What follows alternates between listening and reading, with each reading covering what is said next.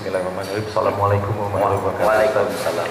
Singkat aja Ustaz, karena udah bisa Ustaz. Ada Ya. dua pertanyaan saya Ustaz.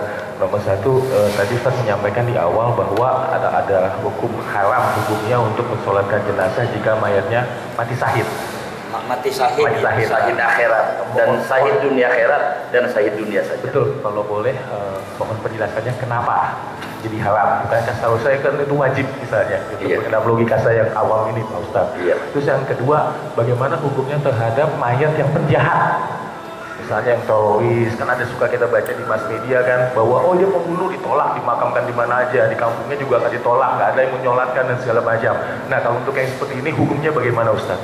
Terima kasih. Wassalamualaikum warahmatullahi wabarakatuh. Waalaikumsalam. Orang mati syahid, artinya syahid itu sudah disaksikan tentang surganya dia. Karena itu sholat mayit itu diantara tujuannya adalah memohon ampun agar supaya dia diringankan kesalahannya dan supaya dia dimasukkan ke surga. Itu diantara hikmah sholat mayit. Sementara orang mati syahid itu sudah otomatis surga. Sudah otomatis surga. Artinya kalau ada bebek bisa berenang, jangan ngajarin bebek berenang. Begitu. Ada namanya disebut mengajar bebek berenang. Ini sebuah ungkapan tentang perbuatan yang sia-sia. Kalau orang mati syahid emang haram.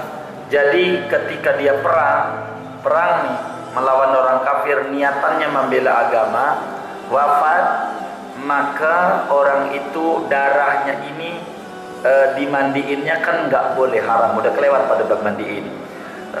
Karena bakal darahnya hilang, darah ini bakal jadi saksi di hadapan Allah. Maka karena nggak dimandiin, otomatis nggak disolatin, gitu. Karena dia dimandiinnya aja nggak boleh, apalagi disolatin. Sementara hukum nyolatin ini terkait kuat dengan dimandiin. Itu begitu. Ajarannya dari nabinya begitu. Hikmahnya karena memang dia sudah otomatis surga begitu. Itu begitu. Jadi sehingga istilah kita ngajarin bebek berenang. Artinya sudah otomatis ngapain kita kerjain begitu. Itu begitu. Kalau mati syahid, dalilnya banyak dalam hadis-hadis Rasulullah SAW. Kedua, teroris, penjahat. Kesimpulannya begini, kalau berbicara penjahat, selama orang itu punya iman, apakah dia itu mati bunuh diri, ataukah matinya mabok minum arak dan lain sebagainya begitu, kemudian overdosis wafat. Kewajiban kita muslim yang hidup 4: memandikan, mengkafani, mensolatkan, mengubur. Biar kayak apa juga tetap kudu disolatin, kudu dikubur dan sebagainya. Kalau orang kampung menolak begitu, bukan sesuatu tindakan yang baik. Kalau dia paham agama, ini orang sudah meninggal, bukan kayak begitu sikap kita kepada orang yang meninggal begitu. Tetap kita kudu urus kewajiban kita. Makanya ada sebuah ungkapan dari seorang ulama, ada kiai ngomong begini nih, kiai dalam sebuah kasus, kata kiai, kalau saya meninggal ditaruh di atas pohon aja saya nggak apa-apa, nggak usah dikubur. Ya. Jadi ribut dalam satu kalangan keluarganya. Ini maksudnya apa ini abah ini? Kok matinya minta ditaruh di atas pohon? Dijelasin oleh kiai, maksudnya itu mau karena urusan ente kalau udah mati. Kalau ente pengen dosa ditaruh di atas pohon. Kalau pengen, karena bukan kewajiban dia. Kewajiban siapa? Si hidup. Maka si hidup jangankan teroris, begitu, semuanya kudu dia disayangi, apalagi dia penjahat, butuh ampunan banyak, butuh dikasihani. Betapa jahatnya kita jadi manusia, sampai sama orang mati masih gedek juga kita. Jahat sekali orang yang kayak begitu. Hukum dia, jangan begitu caranya. Itu nyakiti, justru dia harus dipeluk, diurus dengan orang banyak. Kalau sampai dia mohon maaf penjahat barangkali ya, dia bunuh orang begitu mati. Kalau orang kampung rame-rame ngeroyok dia, datang nyolatin, keluarganya terenyuh hatinya. Sehingga keluarganya yang tadinya jauh dari agama, Masya Allah, ini orang ya pada nerima begini, kudunya kita ini taat sama Allah, masyaallah. Kata keluarganya, kalau saya taat pasti lebih banyak lagi kayak begini. Ini yang kita cari, begitu. Jangan tidak. Berapa banyak orang bertanya kepada saya, bagaimana Ustaz, ada orang bunuh diri, disolatin apa kagak? Saya selalu pertanyaannya, jawabannya pertanyaan. Dan ini saya pengen jamaah juga begitu cara menjawabnya. Ini ada orang bunuh diri, disolatin enggak? Tanya dulu, muslim enggak? Itu pertanyaan. Dia jawab, muslim, solatin. Tapi bunuh diri, tanya lagi, muslim enggak itu yang bunuh diri? Muslim, solatin. Begitu. Artinya dia ini orang meninggalnya berdosa. Ya Allah, kalau ngomongin dosa mau bohong aja dosa. Dan dosa bohong tuh sama dosa itu. Hasud dosa. Nanti kalau timbang punya dosa nggak boleh sholatin, semua orang kagak boleh disolatin karena mati punya dosa, walaupun terakhirnya kita kan nggak kelihatan. Apakah dia meninggalnya itu lagi nonton TV, mati, kan bisa aja begitu ya. Begitu kita kan nggak tahu yang kayak begitu. Artinya tindakan orang kampung yang menolak itu sebuah tindakan yang tidak mengerti agama. Dan memang televisi demennya nyorot begitu. Sama FPI aja televisi nyorotnya, yang kagak-kagak. Kalau lagi mukulin, ngancurin aja baru disorot.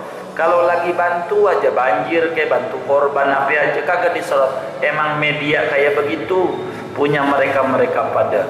Yang kagak bener aja disorot-sorot yang kayak begitu. Tindakan yang kayak begitu sebaiknya itu bukan tindakan yang terpuji. Ini orang udah wafat, tutup dah, udah wafat mah kita gedek aja, jangan sampai kalau orang udah wafat mesian, udah meninggal kayak begitu. Itu tindakan yang tidak terpuji yang dilakukan oleh orang-orang itu yang kayak begitu. Kalau muslim, urus kewajiban kita. Justru kalau memang dia dianggap berdosa, justru banyak kita mengasihani sama dia, banyak memohonin ampun sama dia. Apalagi dia bersalah, yang kayak begitu. Di antara sholat mayit hikmahnya memohon ampun. Kalau mau pakai hukum akal, kiai mati nggak usah disolatin. Begitu. Kalau pakai hukum akal kita, lo dia mau dosanya dikitan. Begitu. Udah nggak usah, ini lo maling, dosanya apa? Banyakan. Ini yang perlu disolatin. Tapi sholat mayit bukan pakai atik otak, tapi hukum agama. Mau kiai, mau orang itu penjahat, tetap aja kewajiban kita bila dia muslim kudu disolatin dan segala macam aturannya. Itu yang paling baik. Artinya jangan. Coba kita pikirin kalau sampai itu keluarga kita, si teroris itu atau si penjahat itu, terpukul nggak kita dengan kelakuan itu? Kan terpukul sekali. Bukannya kita makin dekat dengan agama, malah makin jauh. Nih kurang ajar banget nih orang-orang. Gua tandain siapa-siapa yang agak nyolat. Begitu keluarganya. Coba kita peluk, enggak sedikit. Mohon maaf, pengalaman kami nih, saya sedikit banyak kalau di Serang itu lebih, artinya bergaul masyarakat cukup luas. Tidak seperti kita di Jakarta ini agak cukup terbatas kita ini bergaulnya begitu. Enggak bisa bergaul seluas dulu saya masih di Banten. Kalau di Banten mah kita mohon maaf tukang mabuk segala macam masih kita bisa duduk-duduk. Sampai kalau kita zaman dulu di Banten, orang-orang khususnya banyak anak-anak Serang itu kan kerjanya di Muara Karang jualan ikan. Kalau lebaran itu masih suka ngaku kalau saya tanya, "Bang, gimana Ramadan kemarin?" Cuman 3 hari doang saya puasa. 3 hari, yang lain losan. Masih berani ngaku. Karena saya memang mohon maaf pelan-pelan ngerayu orang-orang mabok itu. Sampai ada orang kalau kita ngobrol nih di antara kasus-kasus yang ada, "Oh bapak, bang, kang," kalau orang Serang mah, "ini baju yang di badan doang nih yang halal, yang lain ini dapat nyolong." Tuh berani begitu karena kami bergaul lintas batas begitu. Cuman di sini 1-2 doang yang kita bisa berjalan, paling nyuruh teman untuk dekat-dekati dengan berbagai macam cara begitu. Paling enggak doa ratib supaya mabuk berhenti segala macam itu. Tapi kita enggak seluas dulu terjun begitu. Artinya yang kita mau jabarin panjang ini, andai ada terjadi di kampung orang meninggal bunuh diri segala macam, tetap kita harus dirangkul. kita dirangkul. Ini orang banyak dosa, apalagi bunuh diri. Kita Rasul dia lebih sangat butuh ama ampunan Allah, lebih banyak butuh ama doa. Maka kita bersama-sama, harapan kita keluarganya itu jadi besok lusa jadi dekat dengan agama, dan itu yang kita cari dalam dakwah. Itu begitu, dan itu yang Nabi kerjakan. Pada waktu di Taif badannya hancur Nabi. Allahumma gfir li qaumi fa innahum la ya'lamun. Ketika malaikat Jibril tawarin, ini orang jahat banget sama engkau Nabi, sampai bercucuran darah. Kata malaikatul Jibal, diapain orang Taif nih? Saya mau hancurin. Jangan. Saya berharap anak cucunya pada mengenal Islam. Nah, ini di antara akhlak-akhlak Islam. Itu yang tindakan yang kayak pertanyaan kedua, bukan tindakan yang terpuji dalam Islam yang kayak begitu. Jadi kita jangan dikerjakan. Itu menjadi pelajaran, kita jangan kayak begitu.